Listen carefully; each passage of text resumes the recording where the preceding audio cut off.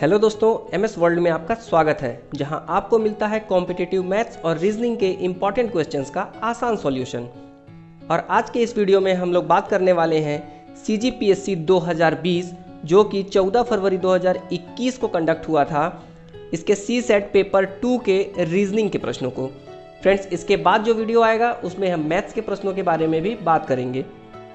दोस्तों, इससे पहले हमने CGPSC 2020 से संबंधित सामान्य अध्ययन और छत्तीसगढ़ भाषा से संबंधित 2 वीडियो अपलोड कर चुके हैं। यदि आपने अभी तक वो वीडियो नहीं देखी है तो हमारे चैनल पर जाके देख सकते हैं। फ्रेंड्स, आज के इस वीडियो में हम लोग रीजनिंग के सारे प्रश्न लेंगे और उसे बनाने का शॉर्ट मेथड देखेंगे। इससे पहले यदि आपने हमारे चैनल को अभी तक सब्सक्राइब नहीं किया है तो हमारे चैनल को सब्सक्राइब कीजिए हमें सपोर्ट करने के लिए, और बेल आइकन प्रेस कर सकते हैं ताकि इसी प्रकार के महत्वपूर्ण वीडियो की नोटिफिकेशन आप तक पहुंचती रहे। दोस्तों, आज के वीडियो का पहला प्रश्न है, दिए हुए 4 विकल्पों में से हमें सही विकल्प चुनना था, जो कि जैसा पहला शब्द दूसरे से संबंधित है वैसे ही तीसरा शब्द किस से संबंधित होगा। दोस्तों, इस प्रश्न को हल करने के लिए आपको पता होना चाहिए कि गुल्ट्रम जो है वो भूटान की मुद्रा है और हमें ईरान की मुद्रा पता करनी थी। इस हिसाब से हमारा सही उत्तर ऑप्शन नंबर बी होगा, रियाल। रियाल ईरान की मुद्रा है। दोस्तों, अगला प्रश्न कूट भाषा से संबंधित है। यदि फीचर को ऐसे लिखा जाता है तो इसी कूट भाषा में कैरेक्टर को कैसे लिखा जाएगा। दोस्तों, इस प्रश्न को हल करने के लिए आपको सबसे पहले अक्षरों का अंकीय मान पता होना चाहिए। सबसे पहले अंकीय मान इनका लिख लीजिए। इसके बाद दिए हुए कूट का भी अंकीय मान हमको लिखना था। जब आप इन दोनों का अंकीय मान लिख लेते तो आपको पता चलता कि पहले दोनों अक्षरों का योग जो है वो 27 है। दोस्तों, कूट भाषा की यह पद्धति ऐड 27 कहलाती है, यानी कि किन्हीं भी 2 संख्याओं का योग जो होता है वो 27 होता है। बस इसी प्रकार से हमें दूसरा भी हल कर लेना था, जैसे CHARACTER। दिए गए शब्दों में से सबसे पहले इनका क्रम लिखना है और आपको पता होना चाहिए कि 3 में हमें 24 जोड़ना है, जिससे हमारा वैल्यू जो होगा वो 27 हो जाएगा। इसी प्रकार से 8 में हमें 19 जोड़ना है और ये 27 हो जाएगा। इसी प्रकार जब आप इनको टैली करते तो इसका सही उत्तर दिए गए ऑप्शन में से बी होता। C का अपोजिट X, H का S, A का Z, R का I, A का Z, C का X, T का G, E का V और R का I। हमारा ऑप्शन नंबर बी बिल्कुल सही उत्तर होगा। दोस्तों, अगले प्रश्न में हमें सही विकल्प चुनना था। जिस तरह से पहली संख्या दूसरे से संबंधित है उसी प्रकार से तीसरी संख्या किससे संबंधित होगी। दोस्तों, इसे हल करने के लिए आपको 7 का क्यूब पता होना चाहिए। 7 का क्यूब होता है 343। यदि इसमें से हम 7 को माइनस कर देते हैं तो हमें प्राप्त होता है 336। ठीक इसी प्रकार से हमें 11 का क्यूब पता होना चाहिए। 11 का क्यूब होता है 1331 और इसमें से यदि हम 11 माइनस कर देंगे तो हमें आंसर मिल जाएगा 1320। इस हिसाब से हमारा सही उत्तर ऑप्शन नंबर सी होगा, 1320। दोस्तों, अगला प्रश्न ब्लड रिलेशन से संबंधित है, जो कि थोड़ा सा टाइम टेकिंग था। इसके लिए आपको एक छोटा सा डायग्राम बनाना पड़ता। प्रश्न को पढ़ के आपको ये डायग्राम बनाना होता। इसके बाद इसमें लास्ट में पूछा है रोहित का सुभाष से क्या संबंध है। फ्रेंड्स, ये आपका डायग्राम बनता और इसके हिसाब से हमारा ऑप्शन नंबर बी पौत्र इसका सही उत्तर होता। रोहित का सुभाष से संबंध है पौत्र का, पौत्र यानी ग्रैंडसन। दोस्तों, अगले 2 प्रश्नों 43 एवं 44 के लिए सूचना दी गई थी, जिसके हिसाब से हमें 43 और 44 के उत्तर देने थे। प्रश्न में 9 बिंदुएं हैं, A B C D E F G H और I। पहला कहता है C B से 2 किलोमीटर पूर्व में है। C B से 2 किलोमीटर पूर्व में है। A B से 1 किलोमीटर उत्तर में है। A B से 1 किलोमीटर उत्तर में है और H A से 2 किलोमीटर दक्षिण में है और H ए से 2 किलोमीटर दक्षिण में है, जी एच से 1 किलोमीटर पश्चिम में है, जी एच से 1 किलोमीटर पश्चिम में है, जबकि डी जी से 3 किलोमीटर पूर्व में है, जबकि डी जी से 3 किलोमीटर पूर्व में है, और एफ जी से 2 किलोमीटर उत्तर में है, और एफ जी से 2 किलोमीटर उत्तर में है। आई बी और सी के बीच में है, आई बी और सी के बीच में है, जबकि ई एच और डी के बीच में है, जबकि ई एच और डी के बीच में है। फ्रेंड्स, इस प्रकार से दिए हुए सूचना से हमें ये डायग्राम बनाना था और इसके बाद हमें दिए हुए प्रश्नों के उत्तर देने थे, जिसमें हमारा पहला प्रश्न है ई और आई के मध्य की दूरी कितनी है। फ्रेंड्स, ई और आई, चूंकि बी आई और एच ई ये दोनों आपस में क्या है, पैरेलल है। यहाँ से यहाँ तक की दूरी है 1 किलोमीटर, इस हिसाब से ई और आई की भी दूरी होगी 1 किलोमीटर। चूंकि ऑप्शन में 1 किलोमीटर नहीं दिया हुआ है, इसलिए हमारा सही उत्तर ऑप्शन नंबर डी होगा, इनमें से कोई नहीं। दोस्तों, अगला प्रश्न है ई और एफ के बीच की दूरी क्या है। ई और एफ की बीच की दूरी के लिए आपको एक छोटा सा कैलकुलेशन करना था। यहाँ पे एक राइट एंगल ट्राइंगल बनेगा जिसमें एफ और जी की वैल्यू 2 किलोमीटर है, जी से ई की वैल्यू 2 किलोमीटर है, और हमें ई और एफ की वैल्यू निकालनी थी। यही हमें फाइंड करना है। पाइथागोरस थ्योरम से जब आप इसे हल करेंगे तो इसका सही उत्तर 2√2 आएगा, और यह है हमारा ऑप्शन नंबर सी। इस हिसाब से 44 का ऑप्शन नंबर सी 2√2 किलोमीटर सही उत्तर होगा।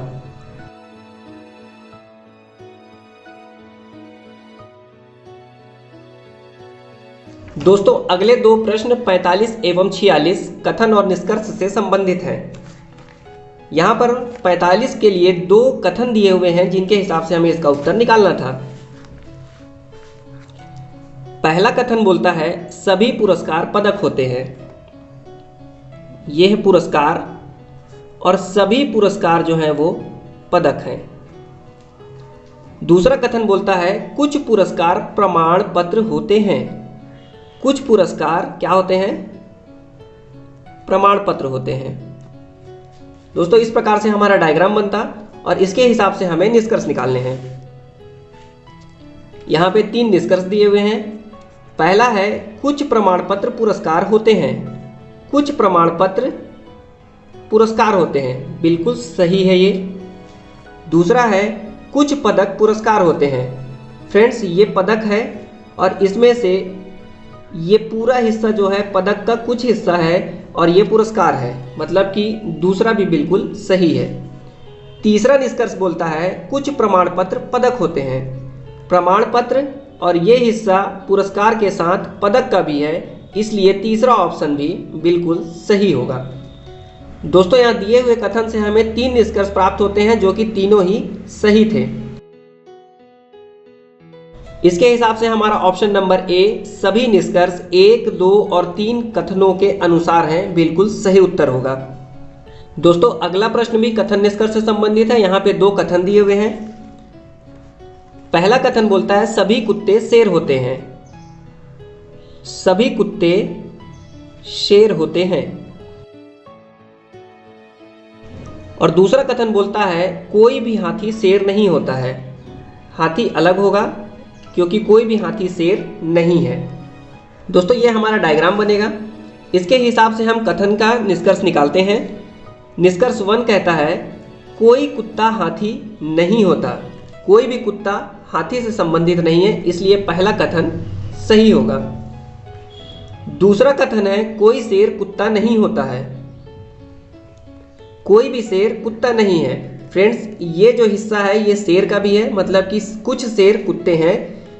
इस हिसाब से हमारा दूसरा ऑप्शन गलत हो गया। तीसरा निष्कर्ष कहता है कुछ हाथी कुत्ते होते हैं। कुछ हाथी कुत्ते होते हैं। फ्रेंड्स, हाथी और कुत्ते का कोई भी संबंध नहीं है, इसलिए तीसरा ऑप्शन भी हमारा गलत है। दोस्तों, यहाँ दिए गए 2 कथनों में से सिर्फ एक निष्कर्ष सही निकलता है, कोई कुत्ता हाथी नहीं होता। इसके हिसाब से दिए गए ऑप्शन में सी ऑप्शन सिर्फ निष्कर्ष 1 कथनों के अनुसार है, इस प्रश्न का सही उत्तर होगा। दोस्तों अगला प्रश्न कोडिंग डिकोडिंग से संबंधित है। यदि किसी खास कोड भाषा में आर्मी को 59065125 लिखा जाता है तो नेवी के लिए उस भाषा में क्या लिखा जाएगा। दोस्तों इस प्रश्न को हल करने के लिए हमें दिए हुए शब्द आर्मी का अंकीय मान पता होना चाहिए। ए के लिए 1, आर के लिए 18, एम के लिए 13 और वाई के लिए 25। इस प्रश्न को हल करने के लिए फ्रेंड्स हमें सभी संख्या को 5 से गुणा कर देना था। तो इसका मान हो जाता 5 एकम 5, 18 पंचे 90, 13 पन्ना 65, 25 पंचे 125। हमें प्राप्त हो गया 59065125। इसी प्रकार से यदि हम हल करेंगे तो नेवी के लिए एन का 14, ए का 1, वी का 22, वाई का 25। दिए हुए संख्याओं को हम 5 से गुणा कर देंगे।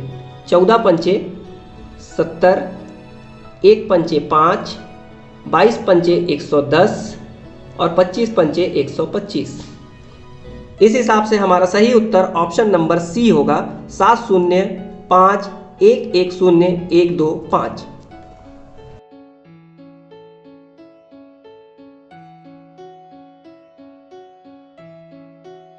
दोस्तों अगले 5 प्रश्न 48 से 52 के लिए निर्देश दिए हुए हैं। इन निर्देशों को पढ़कर हमें एक डायग्राम बनाना था और इसके हिसाब से हमें 5 प्रश्नों के उत्तर देने थे। चलिए इसे हल करते हैं। फ्रेंड्स हरे, नीले, गुलाबी, काले, नारंगी, पीले, सफेद और लाल रंग के 8 बक्से एक के ऊपर एक रखे हुए हैं। कितने बक्से हैं फ्रेंड्स? 8 बक्से हैं, इसलिए हम सबसे पहले 1 2 3 4 5 6 7 8 पॉइंट्स ले लेंगे। इसके बाद बोलता है गुलाबी और लाल बक्सों के बीच 4 बक्से हैं। फ्रेंड्स यहाँ पे आपको 4 बक्से कोई भी निकालने थे और उसके ऊपर गुलाबी और लाल लिखना था। यहाँ पे कंफ्यूजन ये है कि गुलाबी सबसे ऊपर है या लाल सबसे ऊपर है। 2 कंडीशन बनता है। हम सबसे ऊपर गुलाबी रखेंगे और इसे हल करके देखेंगे। यदि सबसे ऊपर गुलाबी है तो गुलाबी और लाल के बीच में 4 हैं। 1 2 3 4 छोड़ दिए और यहाँ पे आ जाएगा हमारा लाल बक्सा। अगला है लाल और हरे बक्सों के बीच 2 बक्से हैं। फ्रेंड्स अभी हमें हरा बक्सा पता नहीं है, इसलिए इसे स्किप करेंगे। 3 बक्से नारंगी और हरे बक्सों के बीच है। हमें नारंगी और हरा भी नहीं पता है। नारंगी और नीले बक्सों के बीच 2 बक्से रखे हुए हैं, इसे भी छोड़ देंगे। सिर्फ 1 बक्सा नीले और काले बक्सों के बीच रखा हुआ है, यह भी हमें नहीं पता। काला बक्सा नारंगी बक्से के ठीक ऊपर या नीचे नहीं रखा गया है, यह भी हमें नहीं पता है। सफ़ेद और पीले बक्सों के बीच में 2 बक्से हैं, ये भी हमें नहीं पता है। सफ़ेद बक्सा लाल बक्से के ऊपर रखा है। फ्रेंड्स यहाँ से हमें पता चला कि लाल के ऊपर एक सफ़ेद बक्सा रखा हुआ है। अब आते हैं हम फिर से ऊपर। लाल और हरे बक्सों के बीच 2 बक्से रखे हैं। फ्रेंड्स ये है लाल। अब हरा कहाँ पे आ सकता है? हरा इसके नीचे तो नहीं आ सकता है, क्योंकि हरे के लिए यहाँ पे आना पड़ेगा और इसके नीचे इसके बीच में 2 बक्से होने चाहिए, इसलिए लाल की जगह पे हरा यहाँ पे आएगा, तब इनके बीच में 2 बक्से आ पाएंगे। अगला बोलता है 3 बक्से नारंगी और हरे बक्सों के बीच रखे हैं। हरा हमें पता चल गया, नारंगी हमें नहीं पता है, तो नारंगी और हरे के बीच में 3 है, इसलिए नारंगी यहाँ पर होना चाहिए। हरे और नारंगी के बीच में 3 बक्से आ जाएंगे। अगला है नारंगी और नीले बक्सों के बीच 2 बक्से रखे हुए हैं। नारंगी और नीले बक्से, नारंगी और यहाँ पे आ जाएगा हमारा नीला बक्सा, जिसके बीच में 2 बक्से हैं। सिर्फ 1 बक्सा नीले और काले बक्सों के बीच रखा है। नीले और काले, तो फ्रेंड्स काला यहाँ पे आएगा, तभी इसके बीच में होगा हरा। काला बक्सा नारंगी बक्से के ठीक ऊपर या नीचे नहीं रखा है। काला यहाँ है, नारंगी यहाँ है, इस हिसाब से ये बिल्कुल सही ऑप्शन है। सफ़ेद और पीले बक्सों के बीच 2 बक्से रखे हैं। फ्रेंड्स सफ़ेद है, ये एक जगह बचा है, यहाँ पे आ जाएगा पीला। सफ़ेद और पीले के बीच में 2 बक्से रखे हुए हैं, लेकिन वह सबसे ऊपर नहीं है और ये सबसे ऊपर भी नहीं है। तो इस प्रकार से हमारा फ्रेंड्स ये 8 बक्सों की पोजीशन होगी और इसके हिसाब से हमें दिए हुए 5 प्रश्नों के उत्तर देने थे।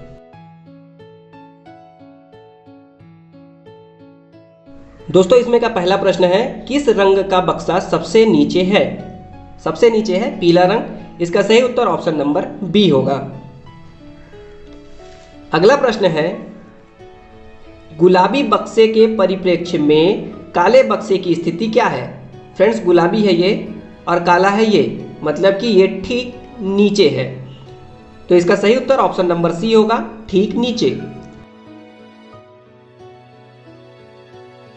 अगला प्रश्न है, पीले और नारंगी बक्सों के बीच कितने बक्से हैं?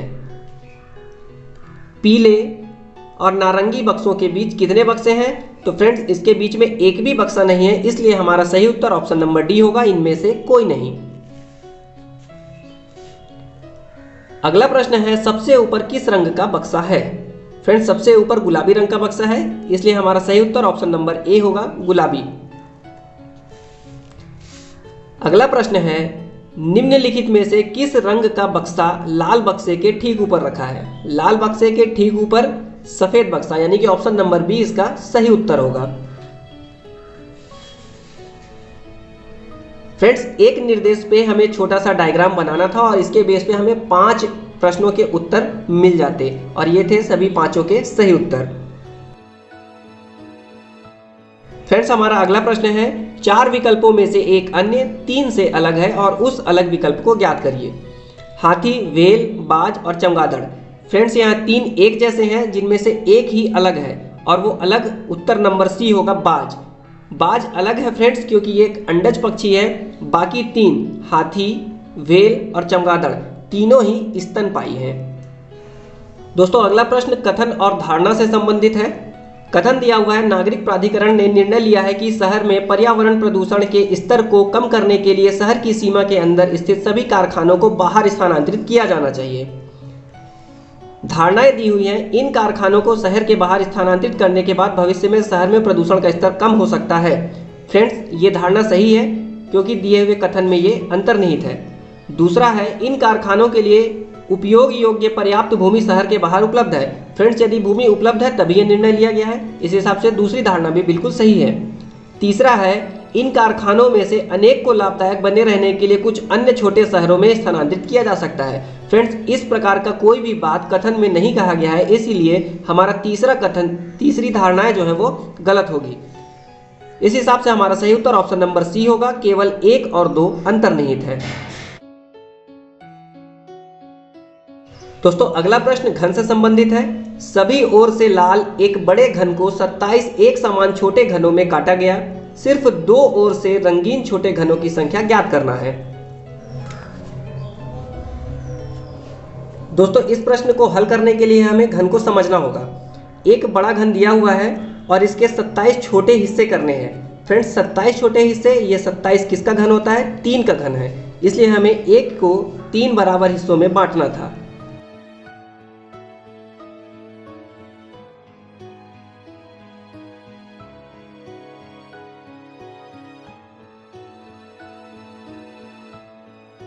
दोस्तों एक बड़े घन को हम लोगों ने 27 छोटे घनों में बांट लिया है।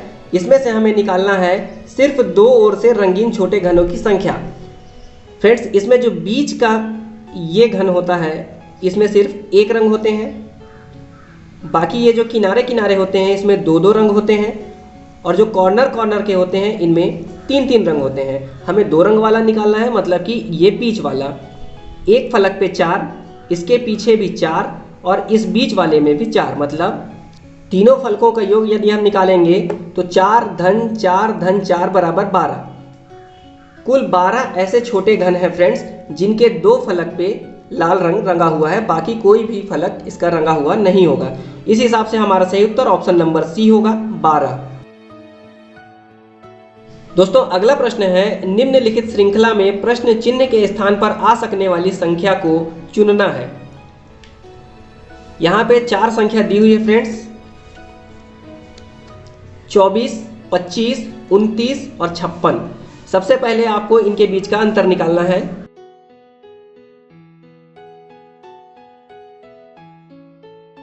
दोस्तों सबसे पहले हम इनके बीच का अंतर निकालेंगे। 24 से 25 के बीच का अंतर 1, इनके बीच का अंतर 4 और इनके बीच का अंतर होगा 27। यदि हम इन दोनों के बीच के अंतर निकाल लेते हैं तो हमें प्रश्नवाचक चिन्ह के स्थान पर कौन सा अंक आएगा ये पता चल जाएगा। यदि आप इसे गौर से देखेंगे तो आपको पता चलेगा 1 की घात में 1, 2 की घात में 2, 3 की घात में 3, ये श्रृंखला दी हुई है। तो अगला क्या होना चाहिए, 4 की घात में 4, मतलब कि 256। फ्रेंड्स ये 256 इस 56 में हमको ऐड करना है, तो हमारा सही उत्तर ऑप्शन नंबर डी हो जाएगा 312। दोस्तों अगला प्रश्न है, 4 अक्षर समूह दिए गए हैं जिनमें से 3 किसी प्रकार समान हैं जबकि एक अलग है, उस अलग अक्षर समूह को ज्ञात करना है। दोस्तों इस प्रश्न को हल करने के लिए भी हमें इन सभी अक्षरों का अंकीय मान पता होना चाहिए।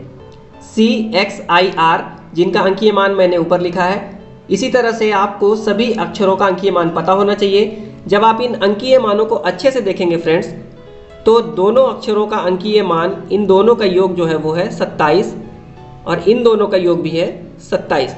इसी प्रकार से हमें चारों अक्षरों को देखना था कि किन दोनों अक्षरों का योग 27 है। जिनका योग 27 नहीं होगा वही भिन्न होता। इनका योग भी 27 है, इनका योग भी 27 है, ये भी 27 है और ये भी 27 है। फ्रेंड्स दिए हुए ऑप्शन नंबर बी में LNJQ जो दिया हुआ है, इसमें पहले 2 अक्षरों का जो योग है वो 26 ही हो रहा है और यही हमारा सही उत्तर हो जाएगा, क्योंकि यही दिए हुए सभी ऑप्शनों में भिन्न है। दोस्तों अगला प्रश्न है, निम्नलिखित श्रृंखला में प्रश्न चिन्ह को बदलने के लिए अक्षर समूह को चुनिए। 4 अक्षरों का समूह दिया है, 5वां हमें ज्ञात करना है। इसे जानने के लिए फ्रेंड्स हमें इनके बीच का अंतर निकालना था सिंपली, जैसे ई से लेकर के जे तक, जे से लेकर के ओ तक, ओ से लेकर के टी तक, यहाँ जाने में हमें कितना अंतर मिलता है। तो फ्रेंड्स ई से यदि आप जे पे जाएंगे तो आपको +4, जे से ओ जाएंगे तो +4, ओ से टी जाएंगे तो +4 से गुजरना होगा। ठीक इसी प्रकार यदि आप टी से आगे जाएंगे तो टी के बाद हमें +4 करना है, U, V, W, X और आखिरी में आएगा Y। दूसरा संख्या देखते हैं, L, H, D, Z। Friends यदि आप इसे गौर से देखेंगे तो ये घटते क्रम में है, या फिर पीछे से आप देखेंगे तो ये बढ़ते क्रम में है। इसे देखते हैं, L से H, H से D, D से J। ये है -3, -3, -3, ये भी क्या होगा फ्रेंड्स, -3 होगा। इस हिसाब से हमारा यहाँ पे अक्षर आ जाएगा V, V, W, X और Y छोड़ दिए हैं, Z आ गया। आखिरी है फ्रेंड्स V, Y, B और E, ये बिल्कुल सीधा है। V के बाद W, X छोड़ दीजिए Y, Z, A छोड़ दीजिए B, C, D छोड़ दीजिए E, F और G छोड़ देंगे तो H। दिए हुए प्रश्न का सही उत्तर YVH यानी कि हमारा ऑप्शन नंबर सी बिल्कुल सही उत्तर होगा।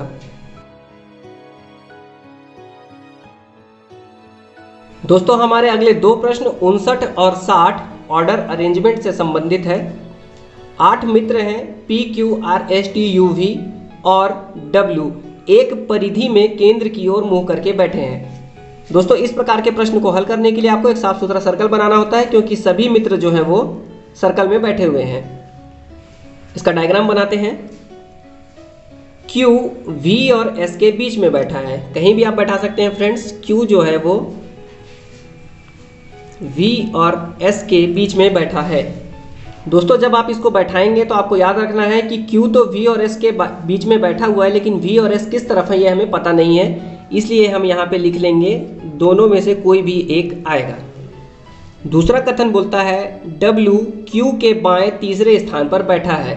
Q के बाएं तरफ में पहला, दूसरा और तीसरे स्थान पर बैठा है W, और P के दाएं दूसरे स्थान पर बैठा है। कौन फ्रेंड्स? W ही है जो P के दाएं दूसरे स्थान पर बैठा है। अब हमें P यहाँ पे पता नहीं है, इसलिए हम अभी इसे छोड़ देंगे। R P और V के बीच में बैठा है। दोस्तों R जो है वो P और V के बीच में बैठा है। चूंकि यहाँ W है, यहाँ पे V नहीं आएगा क्योंकि P और V के बीच में बैठा है, तो V और P यहाँ पे आएगा, जहाँ से हम बीच में R को बैठा सकते हैं। फ्रेंड्स यहाँ से R की जगह पता चल गई हमें, V यहाँ पे आ जाएगा और S यहाँ पे आ जाएगा। Q और T एक दूसरे के विपरीत नहीं है। Q और T, Q यहाँ है, T यहाँ पे नहीं होगा, मतलब कि T होगा यहाँ पे। बचा कौन friends? Q R S T U, यहाँ पे आ जाएगा U। इस प्रकार से हमारा डायग्राम बनेगा फ्रेंड्स, और इसके हिसाब से हमें 2 प्रश्नों के उत्तर देने हैं। पहला प्रश्न है S के बाएं तीसरा कौन है? फ्रेंड्स यहाँ पे है S, इसके बाएं तीसरा कौन है? पहला, दूसरा, तीसरा। तीसरा हमें मिलेगा U। इसके बाद अगला है निम्नलिखित में से कौन सा कथन सही नहीं है? S और P एक दूसरे के विपरीत हैं। S और P बिल्कुल सही है फ्रेंड्स। दूसरा है R S के दाईं ओर तीसरा है। R S के दाईं ओर में तीसरा है, बिल्कुल सही है। T U और S के बीच में बैठा है।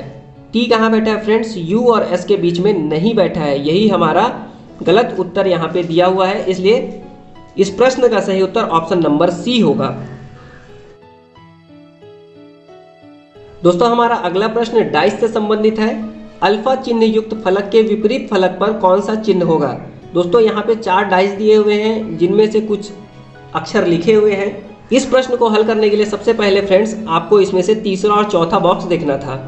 अल्फा निकालना है। इसमें अल्फा के साथ क्या है? थीटा और फाई। इसमें भी थीटा और फाई है। ये थीटा और फाई इस थीटा और फाई से कट जाते हैं। फिर जो बचता है फ्रेंड्स वही एक दूसरे के अपोजिट होते हैं, यानी कि अल्फा के अपोजिट में आएगा डेल्टा।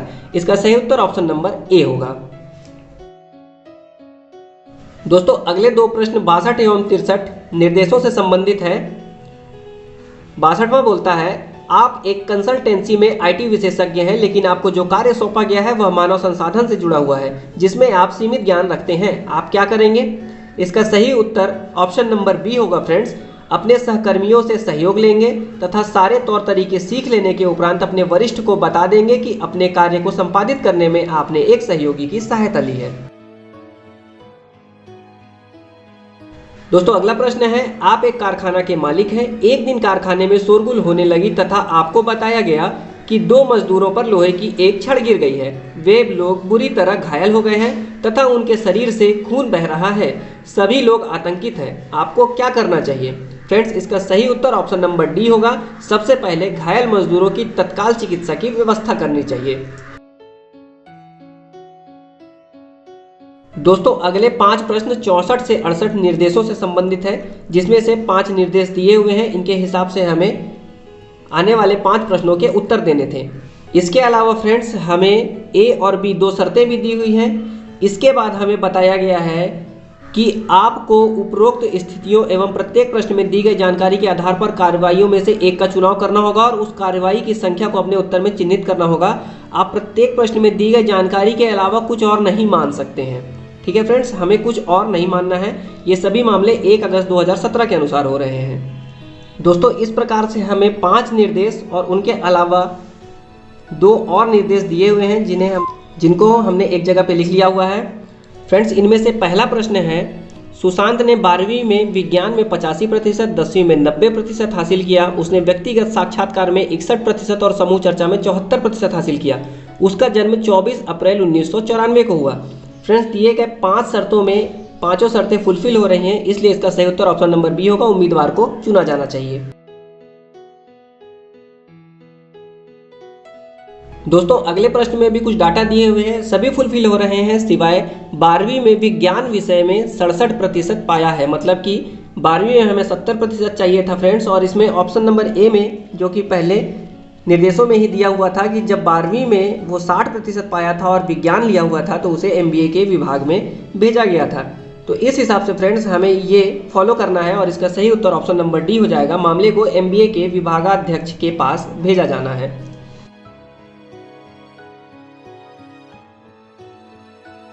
दोस्तों अगला प्रश्न है, ऋषभ ने 12वीं में कला विषय में 75%, 10वीं में 95% हासिल किया है। उसने व्यक्तिगत साक्षात्कार में 55% और समूह चर्चा में 76% हासिल किया।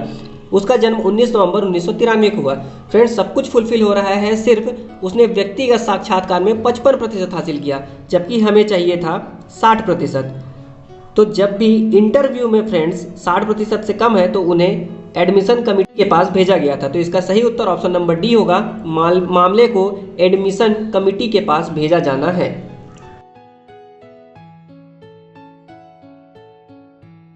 दोस्तों अगला प्रश्न है, रोशनी ने 12वीं में 69% और 10वीं में 87% हासिल किया। उसने व्यक्तिगत साक्षात्कार में 62% और समूह चर्चा में 74% हासिल किया। उसका जन्म 13 दिसंबर 1992 को हुआ था। फ्रेंड्स इसमें सब कुछ फुलफिल हो रहा है सिवाय पहला कि 12वीं में उसने 69%, जबकि हमें चाहिए था 12वीं में 70%। फ्रेंड्स पहले निर्देश में दिया हुआ था जब 12वीं में 70% से कम था, लेकिन वो विज्ञान का छात्र था, इसलिए उसे MBA विभाग में भेजा गया था। चूँकि यहाँ पे 69% है और हमें ये नहीं बताया गया है कि वो किस विभाग से आया है, यानी कि रोशनी ने किस संकाय से 12वीं की है, इसलिए इसका सही उत्तर ऑप्शन नंबर ए होगा, डेटा निर्णय लेने के लिए अपर्याप्त है। दोस्तों अगला प्रश्न है, शेखर ने 12वीं में वाणिज्य विषय में 65% और 10वीं में 85% हासिल किया। उसने व्यक्तिगत साक्षात्कार में 65% और समूह चर्चा में 80% हासिल किया। उसका जन्म 29 अगस्त 1995 को हुआ था। दोस्तों इसमें शेखर ने 12वीं में वाणिज्य विषय से 65%, चूँकि 12वीं में हमें 70% चाहिए था और वो वाणिज्य विषय में 65% लाया है, इसलिए दी हुई शर्तों को वो पूरा नहीं करता है, इसलिए इसका सही उत्तर ऑप्शन नंबर डी होना चाहिए, उम्मीदवार को नहीं चुना जाना चाहिए। दोस्तों अगले प्रश्न में स्थिति को पढ़कर सही कार्रवाई करनी थी। आपके वरिष्ठ अधिकारी ने आपको 2 दिनों के भीतर एक विषय पर एक प्रस्तुति देने के लिए कहा है। आप आधी रात तक जगकर इसे समाप्त कर लेते हैं, फिर भी वास्तविक प्रस्तुति के दौरान आपका अधिकारी निराश हो जाता है और आपको फटकार लगाता है। आपकी प्रतिक्रिया क्या होगी? इसका सही उत्तर ऑप्शन नंबर डी होगा, फीडबैक मांगेंगे और आश्वस्त करेंगे कि आप त्रुटियों को ठीक कर लेंगे। अगला प्रश्न है, आप निर्धारित अवधि में पूर्ण किए जाने वाली एक परियोजना में लगे हैं। परियोजना समीक्षा बैठक के दौरान आपको ज्ञात होता है कि दलीय सदस्यों से प्राप्त असहयोग में कमी की वजह से इस परियोजना के निष्पादन में विलंब होने की संभावना है। आपको क्या करना चाहिए? इसका सही उत्तर ऑप्शन नंबर सी होगा, असहयोग के कारणों की जांच पड़ताल करनी चाहिए। दोस्तों अगला प्रश्न है, हिंदी, अंग्रेजी और संस्कृत के संबंध में 960 व्यक्तियों के ज्ञान के सर्वेक्षण का परिणाम नीचे दिया गया है। इसे हल करके हमें बताना है फ्रेंड्स, तीनों भाषाओं को जानने वालों का संस्कृत न जानने वालों के साथ अनुपात क्या है। दोस्तों इस डायग्राम में तीनों भाषाओं को जानने वाला है जो बीच में है, यानी कि 60, और संस्कृत न जानने वाले वे हैं जो इस सर्कल से बाहर है, यानी कि 200, 120 और 220। इन तीनों को आपस में जोड़ेंगे 200, 300, 540। जब आप इसे हल करेंगे तो आ जाएगा 1/9। इसी हिसाब से हमारा सही उत्तर इसमें से ऑप्शन नंबर ए होगा, 1/9। दोस्तों अगला प्रश्न है, दी गई आकृति में कितने त्रिभुज हैं? इसका सही उत्तर ऑप्शन नंबर बी होगा, 36 त्रिभुज। फ्रेंड्स इसे हल करने के लिए आपको सबसे पहले दिए हुए डायग्राम को 2 बराबर हिस्सों में बांट लेना है। इसके बाद हम गिनते हैं 1, 2, 3, 4, 5, 6, 7, 8। इसके बाद हम 2 का गिनेंगे, ये होगा 9।